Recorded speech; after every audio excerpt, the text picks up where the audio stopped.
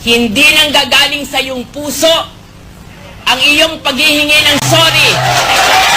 I am sorry. Hindi ko matatanggap ang iyong sorry. Gravest thing that you have done is you have stolen the presidency, not once, but twice! Forgiving, giving, and loving.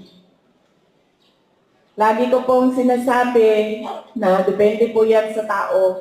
Pero dahil ako ay Vice President, kailangan ko sabihin sa inyo na yan po ang mensahe at diwa ng Pasko. Pero po ako, hindi po talaga ako magpapatawad. Thou shalt not steal.